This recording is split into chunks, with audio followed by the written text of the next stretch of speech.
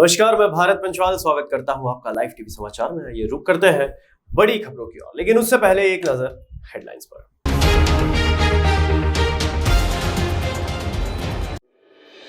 काली माता मंदिर के पास बस स्टॉप की मांग, भारतीय जनता युवा मोर्चा ने सांसद को सौंपा ज्ञापन। बस स्टॉपेज न होने से परीक्षार्थियों को होती है। भाजपा कार्यकर्ता के ऊपर फायरिंग, हाथ गोला फेंक जान से मारने की कोशिश।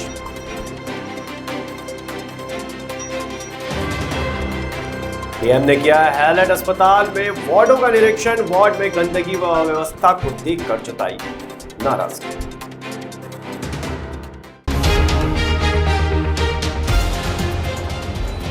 भारतीय जनता युवा मोर्चा ने काली मंदिर के पास बस स्टॉप की मांग को लेकर सांसद मनोज राजौरिया को ज्ञापन सौंपा। भारतीय जनता युवा मोर्चा ने राहुल जाट के नेतृत्व में ज्ञापन सौंपा। दरअसल उक्त स्थान के पास राजकीय विधि महाविद्यालय ढोलपुर व राजकीय कन्या महाविद्यालय ढोलपुर स्थित है तथा आवागमन के लिए पर्याप्त व्यवस्था नहीं है। परीक्षा के दिनों में परीक्षार्थी दूर दराज से परीक्षा देने आते हैं, परंतु बस स्टॉपेज न होने के कारण रोडवेज बस यहां नहीं रुकती है। अतः उक्त जगह पर बस स्टॉपेज की आवश्यकता को देखते हुए ये मांग की जा रही है। लक्ष्मी नारायण बघेल की रिपोर्ट। हुजूरपुर से प्रयागपुर सड़क का निर्माण कार्य मानक के अनुसार न कराया जा रहा है, जिसके चलते व्यापारियों ने लोक निर्माण मंत्री उत्तर प्रदेश शासन से अपील की है कि मार्ग का काम गुणवत्तापूर्वक कराया जाए। हुजूरपुर चौराहे से नहर पुल का राजमार्ग रोड लगभग 1 किलोमीटर का है, जो कि पूरी तरह क्षतिग्रस्त है। निचला भाग होने से बरसात में पानी भरने के कारण कम समय में वो जर्जर हो सकता है। ठेकेदार द्वारा सही गुणवत्ता का अनुसार कार्य न कराकर शासन के धन का दुरुपयोग किया जा रहा है। ऐसी स्थिति में चौराहे हुजूरपुर में अधिकारियों द्वारा जांच करवाई जाए और मानक के अनुसार कार्य संपूर्ण करवाए। अब आगे देखना यह होगा कि शासन और प्रशासन इस और ध्यान देती है या ठेकेदार यूं ही सरकारी धन का दुरुपयोग करते रहेंगे। नया मार्ग तूने पड़ा पुरानी रोड से थी, उसको उल्ट करके ही बराबर कर दिया है, जबकि 1 किलोमीटर नहर पट्टी से हुजूरपुर मेन मार्केट जो है चल रहा है, इसकी निचला भाग है। कह रहे हैं मैं ऐसे बनाऊंगा, वो कह रहे हैं कि हमारे यहाँ बजट नहीं ऐसा बनाऊंगा, बजट ही नहीं है। अच्छा, तो ये अपने स्तर से बना रहे हैं क्या? हाँ, बता रहे कि मैं अपने स्तर बना रहा हूँ। अच्छा अच्छा अच्छा, जबकि ये असरदार सूचित है 16 किलोमीटर। ठीक है, और कोई समस्या? और कोई समस्या क्या है? इस पर एकदम मुझसे कल वार्ता हुई तो वो कहे कि हम अपने पास से बनवा रहे हैं, इसका पहचान तो मिला नहीं है। तो इस बात को मैं माननीय मुख्यमंत्री महोदय उत्तर प्रदेश, रोड निर्माण मंत्री उत्तर प्रदेश को ऑनलाइन द्वारा अवगत करा दिया गया। ये समस्याएं हैं, मानक अनुसार कार्य नहीं हो रहा, ये होने की जरूर आवश्यकता है। ये होने का आवश्यकता है, व्यवस्था बनाई जाए जी।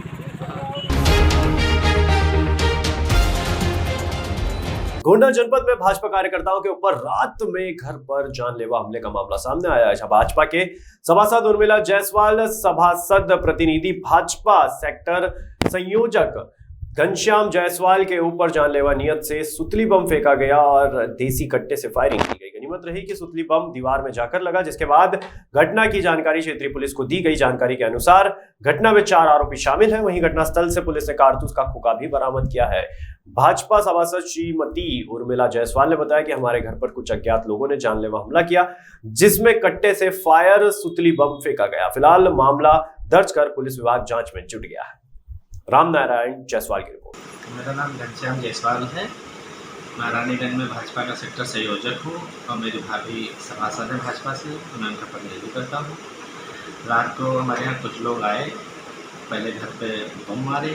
पहला बम जब पड़ा तो मैं सोचा मेरी गाड़ी का टायर फट गया, मैं बाहर निकला तेजी से, देखा कि तब तक दूसरा बम चला। और मैंने जब क्या कर रहे हो कहने लगा, तब तक वो हम पर असलहे से 2 बार फायर किए मेरे ऊपर। मैं घर में भागा, मेरे ऊपर फायर किए और जैसे फिर हल्ला मचा, पूरे मोहल्ले लोग इकट्ठा होने लगे, तो वो लोग तेज़ी से असलहा लहराते हुए भाग गए। गाली देते हुए बाद में देख लेंगे।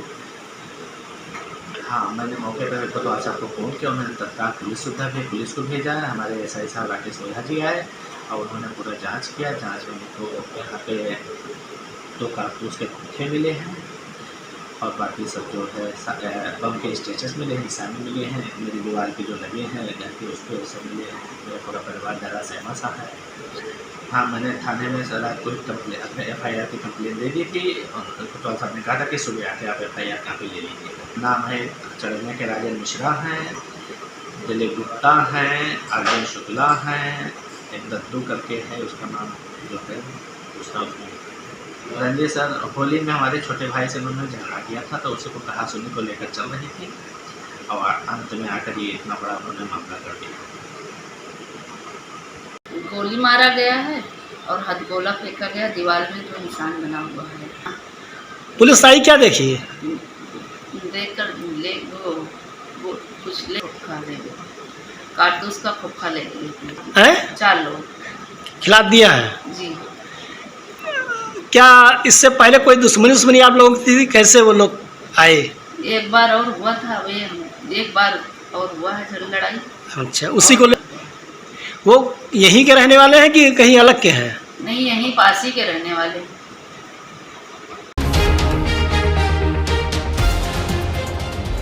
पहला दिन है, एंजॉय करना है। ए छोटा पैकेट इधर आ। नाम बताओ। नित्या। आपका नाम क्या है? बड़ा पैकेट।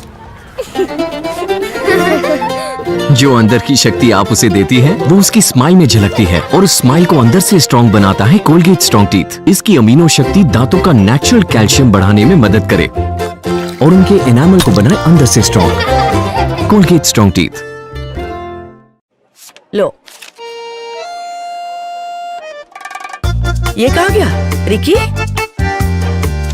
दादी, ये लो आपके 10 रुपए। कोई बात नहीं, 10 रुपए के सर्फ एक्सेल से ये सारे दाग साफ हो जाएंगे। सर्फ एक्सेल इजी वॉश अब सिर्फ 10 रुपए में।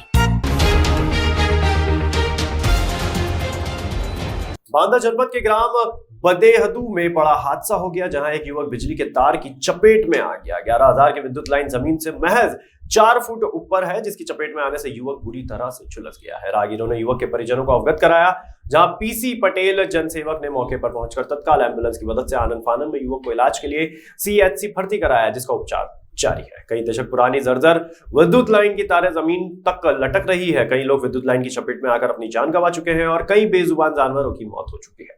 ग्रामीणों ने विद्युत विभाग से कई बार शिकायत भी की है, लेकिन कोई सुनवाई नहीं की जा रही है। बहरहाल विद्युत विभाग की अनदेखी से ग्रामीणों में भारी आक्रोश व्याप्त है। नत्थु प्रसाद पटेल की रिपोर्ट। आज अपने क्षेत्र की बबीरो पावर हाउस अंतर्गत फुबनी फीडर को हम लोगों ने अलग करवाया था बड़ा प्रयास करके, लेकिन विभाग के द्वारा बबीरू से साथी तक नए खंभे और नई तार लगाई, लेकिन साथी से भदेदू के मध्य वही 50 साल पुरानी जर्जर तार और खंभों की इतनी खंभे जर्जर हैं, इतनी अधिक दूरी है, 150-150 मीटर में खंभे हैं, जिसके कारण 11,000 की तार करीबन 5 से 7 फीट के मध्य में कहीं कहीं आ चुकी है, जिससे कई बार पूर्व में जानवर को मौतें हो चुकी हैं। कुछ लोगों के करंट लग गया था चपेट में आने के कारण। हम लोगों ने विभाग के अधिकारियों को, जय साहब, SDO साहब, एक्सीएन साहब, AC साहब सहित अन्य विभागीय अधिकारी जनप्रतिनिधियों से लगभग 3 साल से गुहार लगा रहे हैं कि ये जो विद्युत की समस्या है इसको सुधार किया जाए, और जो बार बार तार टूटती है, बार बार ग्रामीणों को दिक्कत हो रही, किसानों को समस्या हो रही है, इसमें सुधार लाया जाए। लेकिन अभी तक विभाग ने कोई सुध नहीं लिया। आज पुनः हमने बांदा जनपद के जिला अधिकारी महोदय, एक्सीएन महोदय सहित AC महोदय व चीफ महोदय, मुख्य अभियंता विद्युत वितरण बांदा को एक प्रार्थना पत्र दिए हैं कि इसका अतिशीघ्र साथी से भदेदू के मध्य नई तार और खंभे लगवा करके किसानों को जो समस्याएं हो रही हैं, जिसके कारण 24-24 घंटे ये पूरा फुबनी फीडर बंद हो जाता है, तो ऐसा ना हो। इस समस्या के समाधान के लिए हम लोगों ने प्रयास किया है और मुझे भरोसा है कि अधिकारी इस पर ध्यान देंगे और शीघ्र, अतिशीघ्र इस कार्य को पूर्ण कराएंगे। अन्यथा की स्थिति में अब किसानों और क्षेत्रीय लोगों को लेकर जन आंदोलन के लिए बाध्य होना पड़ेगा। क्या नाम है आपका? PC पटेल जनसेवक। क्या घटना हुई है? घटना ये हुई है कि जो बबीरू पावर हाउस से फुबनी फीडर है, तो ग्राम साथी से भदेदू 2 किलोमीटर बहुत ही ओल्ड तार और ओल्ड खंभे लगे हुए हैं। खम्भों की दूरी लगभग 100 से 150 200 किलोमीटर तक है, 200 किलोमीटर है। और तार इतनी नीचे है 11,000 की कि बताने में हमें अचंभा लगेगा आपको सुनने में। 3 से 4 फीट की तार नीचे आ चुकी है, जिस संबंध में विभाग के अधिकारियों को, जनप्रतिनिधियों को हमने कई बार लेटर के माध्यम से, ग्रामीणों के माध्यम से सूचना दिया, लेकिन अधिकारी किसी भी प्रकार की कार्य न करके ऊपर से धमा चौकड़ी मनाते हैं जनता के ऊपर।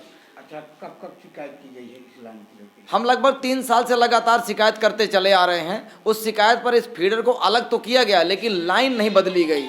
अभी 15 दिन पहले मैंने मंडल के अधिकारी आए थे, तो मैंने वहाँ भी कहा था, और बांदा में चीफ साहब से, एक्शन साहब से, एसी साहब से, सभी ने सुनी और उन्होंने कहा कि ऐसी अत्यंत गंभीर समस्या को हम 2 दिन के अंदर शुरुआत करेंगे, लेकिन 15 दिन बीतने वाले हैं। अच्छा, इस लाइन से जो जमीन तक तार झूलते हैं जी, कितने लोगों की मौत हो चुकी है, कितने जानवर की मौत? देखिए, जानवर तो लगभग दर्जनों जानवर मौतें हो चुकी हैं, और ये विभाग के जानकारी में भी है। 2-3 लोग चपेट में आ चुके हैं, लेकिन ईश्वर की कृपा से जीवित बच गए हैं।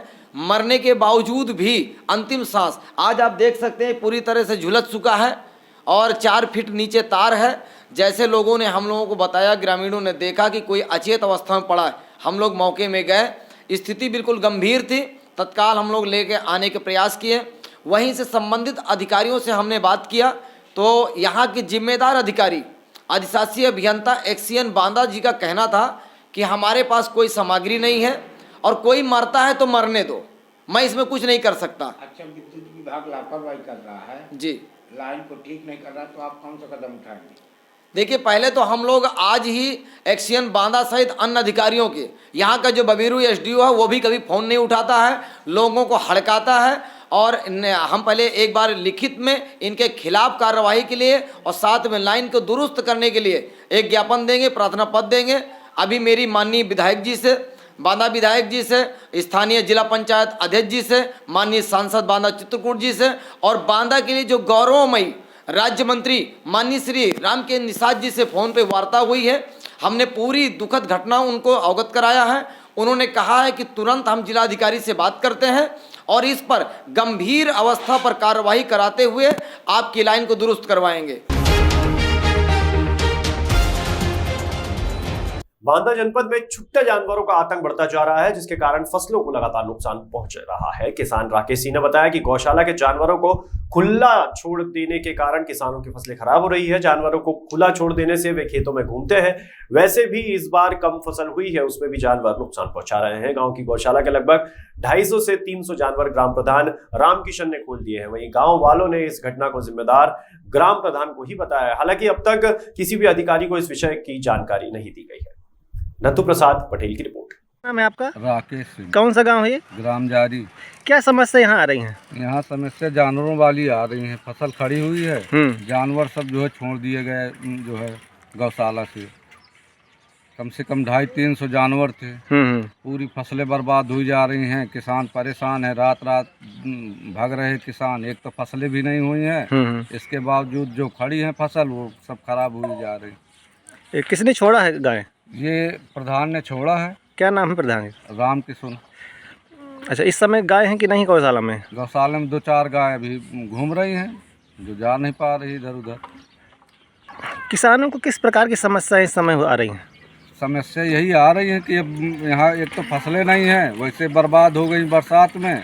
जो फसलें बची हैं वो जानवरों सब खाई चलाए दे रहे। क्या होगा जो है सब। इस संबंध में आपने अभी तक किसी अधिकारी को सूचित किया?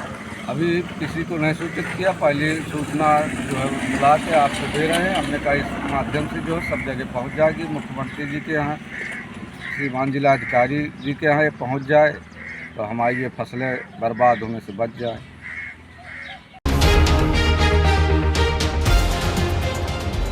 कानपुर के डीएम हैलेट अस्पताल की व्यवस्था का जायजा लेने पहुंची, जहां वार्ड में गंदगी व अव्यवस्था को देखकर अधीक्षक ने काफी नाराजगी जताई और अधिकारियों को पूर्ण रूप से व्यवस्था को चाक चौबंद करने के दिशा निर्देश दिए। निरीक्षण के दौरान नियुक्त डॉक्टरों की अटेंडेंस शीट भी देखी गई। कानपुर से आयुष शुक्ला की खास रिपोर्ट। और फिलहाल के लिए बुलेटिन में इतना ही। तमाम जानकारी के लिए बने रहिए लाइव टीवी समाचार के साथ।